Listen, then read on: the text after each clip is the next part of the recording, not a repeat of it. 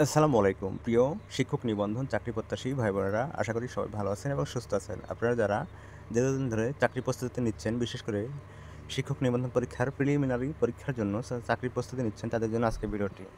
প্রথমেই মহা সুখবর, ১৯তম শিক্ষক নিবন্ধনের সার্কুলার ও একটি মহা সুখবর আপডেট ২৩ এপ্রিল ২০২৫। ভিউয়ার্স, চলুন এ বিষয়ে আরও জানি বিস্তারিত। আপনারা সাথে থাকুন। শ্রেণীকক্ষের শিক্ষকের পাঠদান এনটিআরসি ফাইল ছবি।